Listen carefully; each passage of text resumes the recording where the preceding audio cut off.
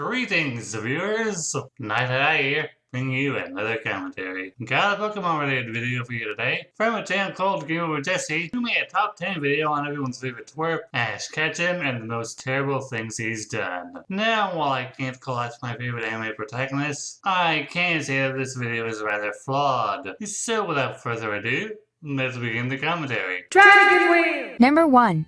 Ash steals Misty's bike and wrecks it. When most people think of bad things that Ash has done, they usually think of this moment, so we had to include it on the list. After all, it is what started Misty on the adventure with Ash. He borrows a bike, destroys it, and then he doesn't give her a new bike until over 270 episodes later, and that's only thanks to Nurse Joy. Then Ash tells Misty she can get back to Cerulean City even faster now, which hurts her feelings and causes her to run away, leaving Brock to be the voice of reason or the voice of the audience and basically tell Ash how clueless he is. Okay, I can kind of view that Ash stealing Misty's bike was sort of a dick move on his part, but I also know why he did it. He and Pikachu were being chased by a flock with Spearow, easily among the more aggressive Pokemon in the anime, especially during the first season. Taking the bike was a move of desperation on Ash's part to outrun the flock. As for Ash being oblivious as to why Misty was upset at having to part ways with him and Brock after Nurse Joy fixed her bike, well, he's a 10-year-old boy, and they aren't exactly great at reading the emotions of others, especially girls. Warning! Warning! Bullshitter alert! Bullshitter alert! Warning! Number 2. Pressuring Pikachu to evolve multiple times. Here is another common one that people like to mention. Ash pressuring his Pokemon, mostly Pikachu, to evolve. Some older fans may only recall one instance of this, the antagonist of which being Ash losing to Surge's Raichu. We actually have a few more situations between Ash and Pikachu where this happened though. Honestly, we think Pikachu just makes too much money for Game Freak, the Pokemon Company, Nintendo, and everyone else involved to have him permanently change into a Raichu. What? No! No! That's not what happened at all! Having repeatedly watched the Battleshock Showdown as a kid, I can tell you Ash didn't pressure Pikachu to evolve during that episode. After Pikachu got beaten by lieutenants such as Raichu, he was admitted to the ER of the Pokemon Center, and like every other Pokemon, after that electric Turboa beat them to a bloody pulp. And then Nurse Joy came in, offering Ash a Thunderstone, and saying that it would give Pikachu a boost in power. Ash did consider using it, but after Misty and Brock told him it would likely cause a change in the newly evolved Raichu's personality, Ash was hesitant and asked Pikachu what he wanted to do. Gee, it's almost like Pikachu's say actually mattered to Ash, and he wasn't going to just force Pikachu to change, just for the sake of power and being an opponent. Also, there weren't multiple instances of Ash pressuring Pikachu to evolve. It was usually someone else pressuring Ash. In the battling Eevee brothers, the brother with the Jolteon gave Ash a Thunderstone and told him to just make Pikachu evolve. And in Pika and Goliath, Ash considered evolving Pikachu again, but ultimately decided against it, saying he and Pikachu would find another way to win, despite the Raichu that beat them knowing Hyper Beam. Number 3. Constantly letting his Pokemon go, despite whether or not they want to. Oh, I am so gonna have a lot to say about this. Once again, we are sure everyone is aware of the first episode this happens, when Ash lets his Butterfree go, but it has happened dozens of times. Pidgeot, Lapras, Greninja, Goodra. He even gave his Beedrill to another trainer. He famously has a Charizard who is constantly in training until the exact moment it is needed, like when it shows up to fight a legendary Pokemon and disappears for another 100 episodes or more. The situation here is a complicated one. Whether or not Ash wants to trade the Pokemon or keep them isn't even what makes the situation that bad. All of his Pokemon are great friends with each other. In some cases, you can even see some of his Pokemon have broken hearts while one is being set free or traded. A lot of his Pokemon are completely unaware of what is happening because they are still inside the Pokeballs or back in Professor Oak's lab. For all they know, they could think that the next time Ash shows, they could get the chance to see their best friends again, but not realizing their friend could have been set free or traded off. Honestly, rewatching a few of these situations, it doesn't always even seem like the Pokemon themselves want to be set free. Yes, in Greninja's case, he is going off to continue literally saving the world, but that obviously isn't the case all of the time. It's never as bad or as horrible as the trainer who left his Charmander on its own to die, which eventually became Ash's Charizard, but it's still wrong to not take the thoughts of the Pokemon you are trading off into account when doing so. Okay, so you know Ash released his Greninja because it was going to help protect the Kalos region due to a Team Flare experiment still posing a threat. How does that make when Ash did a bad thing? Also, I can bunk each of your examples here. Pidgeotto evolved to protect a flock of Pidgey and Pidgeotto that were being harassed by a wild Fearow, but was chased off when Pidgeotto became a Pidgeot. Ash left his OG bird buddy behind because he felt the Fearow might come back, thinking Pidgeot was gone. Ash's Lapras was a baby who got separated from her pod in the Orange Islands, and after riding around on her during that whole arc, when Lapras finally met up with him again, Ash knew he had to release her so she could return to her family. In the Johto saga, Ash came across the Charcific Valley, where wild Charizard trained to become stronger, and many of the Charizard overpowered his, including the one he simply assumed was just a pet owned by its caretaker, Liza. Ash didn't want to leave Charizard behind, but he also knew Charizard wanted to get stronger, so he had to make the hard decision to leave him in Liza's care and say goodbye to him so his dreams could become a reality. Oh, and that Pokemon he just gave away, as you put it? That was a Beedrill he got doing Goldenrod's bug hunting contest. And it wasn't like he just gave it away to a stranger. He gave it to his rival/friend Casey, who likes yellow Pokemon with black stripes because she's a fan of the Electabuzz baseball team. He gave her Beedrill as a token of friendship, not because Beedrill meant absolutely nothing to him. Number 4. Never studies and ends up putting Pokemon in danger. Ash claims to want to be a Pokemon master, but many, many times we see him risk the health and well-being of not just his Pokemon, but the people around him by not taking the time to learn what seems to be basic knowledge. In the first episode, Ash pretty much knows nothing about how to catch Pokemon yet. Well, okay, he kinda did. But you're ignoring the context that at this point in time, Pikachu was absolutely refusing to obey Ash, and Ash had to do whatever he felt would work, because he told Pikachu he didn't need him to catch a Pidgey, and the episode punished him for his attempt.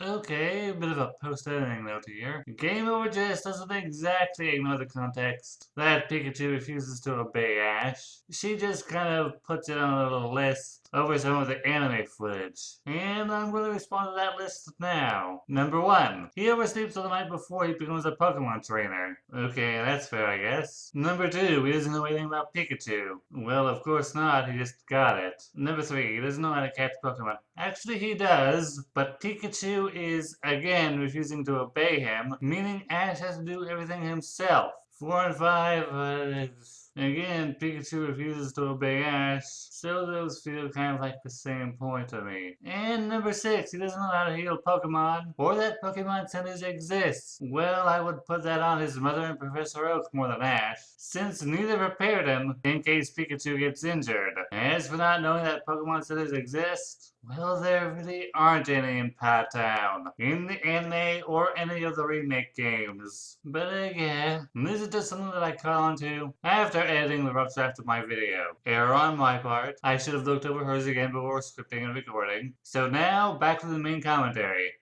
In random episodes, you can also find other characters teaching Ash basic Pokemon knowledge.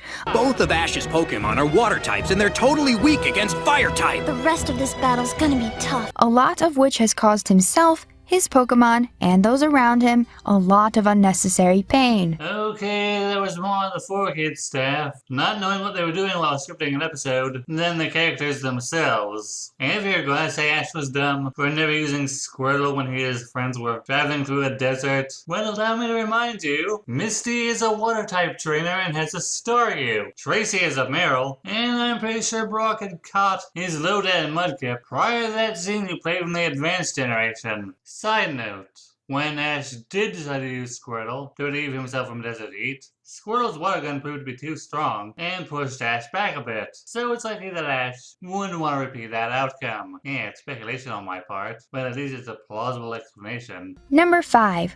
Leaving his Pokemon to feel abandoned by never going back to them. This one ties in with an earlier one on the list. Most of the time when Ash leaves a Pokemon or lets one go, it's almost always with the promise of meeting back up with it or seeing it again. Not really. Ash saying he'd return for Pidgeot was a line added in by 4Kids. In the original, all Ash said was that he would probably come back to visit someday. This is just you going back to going, oh, it's so sad that Ash had to release some of his Pokemon, and we may never see them again. It's not like Ash was being a complete dick by pretending to be all broken up while leaving Pokemon behind, but secretly secretly thinking, good riddance. Hell, the anime punishes trainers who act like that. Charmander, Tepig, Gengar, their original trainers were horrible. And their said original trainers got their comeuppance. But almost none are actually ever mentioned again. Except Lapras returned for an episode in the Johto saga. Charizard, Squirtle, and Bulbasaur repeatedly return to his party whenever he needs them. And his Gliscor, which left to train, returned to him during Ash's time at the Sinnoh League. Hell, 3 out of 5 of those Pokemon are at Oak's lab. And considering that Ash is a native of Palatown, it's not like he'll never see them again. Number 6.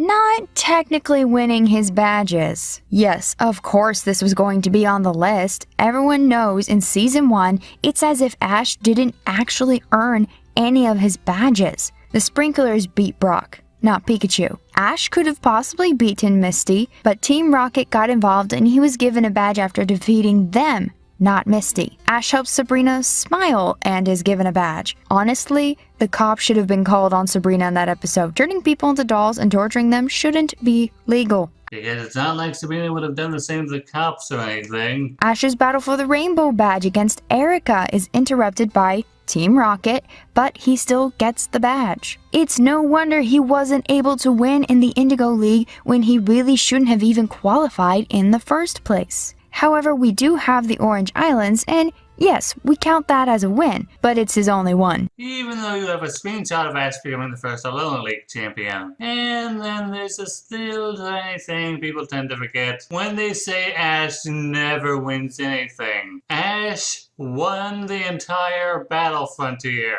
But nope.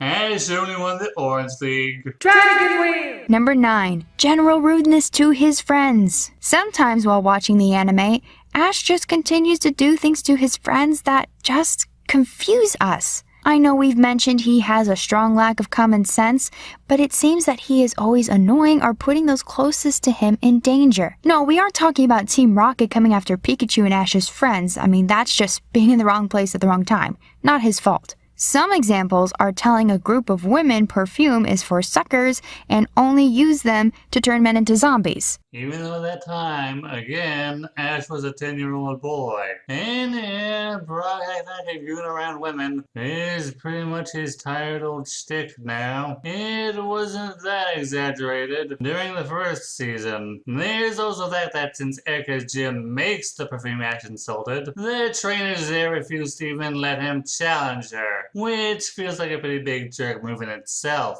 Yeah, pretty much everyone except Team Rocket was stupid in that episode. Number 10. Not catching any of the legendaries. Excuse me, what? Ash is probably one of the only Pokemon trainers who has come across so many rare or legendary Pokemon. In several instances, these legendary Pokemon even grow fond of him and would likely accept him as their master if he tried to catch them. Except Ash doesn't interact with every Pokemon that is the focus of the movies. Jirachi Wishmaker focused on Max spawning with a Jirachi that would have to return to its 1,000-year sleep after 7 days had passed. Manaphy in the Sea Temple focused on May bonding with the Manaphy that imprinted on her after it hatched. Ash interacted very little with these Pokemon in those movies. Now I think I can give you some leeway with Latias. And the original idea for the GS poll was that it was going to open up, revealing a Celebi inside that would follow Ash around during the Johto saga. But that idea was scrapped for the movie. And speaking of Celebi, let's just completely forget that the whole plot of that movie centered around the fact that it came from a different time period and that it brought a young boy with it while they were both fleeing from a Pokemon hunter, and that the main conflict was trying to get Celebi healed so that the both of them could return to the time period they belonged in. We know that legendary Pokemon can be caught. We see a few trainers with their own legendaries. In most cases, it's Team Rocket or another evil person who is after the legendary Pokemon, and Ash gets in the way to mess up their plans, which is usually what makes the legendary like Ash so much. Then Ash leaves to go on with his adventures thinking everything is back to being perfect. However, common sense tells us that as soon as Ash leaves, it's not going to be long before another group comes along and tries to claim the legendary for themselves. If Ash were to catch the legendary Pokemon who wanted him to, not only would it give him a huge help in winning his Pokemon leagues that are so important, but it would also help keep those evil groups like Team Rocket from going to those villages or areas and harassing people to get the Pokemon. Except, in most of these movies, the legendary Pokemon are considered to be just that. legends. And it isn't like by the end of these movies or arcs in the anime that the antagonists either see the errors in their ways or are arrested and disbanded, so they no longer pose a threat. Hell, Pokemon Hunter J and Cyrus from the Diamond and Pearl anime and Lysandre from the X, Y, and Z anime are implied to be straight up dead. Yeah, Lottie has the light dash, but if he caught her, I can imagine the fans will have the same complaints they did about Tobias in the Sinnoh League due to him having a Darkrai and Latios. And that's the end of the video. I'm honestly not sure what to say here. Yeah, while Ash has his less than perfect moments, Jessie was obviously stretching to validate her choices that could be debunked by anyone who's a hardcore fan of the anime. If I had to give any advice, it'd be to watch over the footage you put in your videos more than once to see if your arguments are actually gonna hold up. With all that said, this is Night I Die saying thanks for watching, and please share your thoughts with me.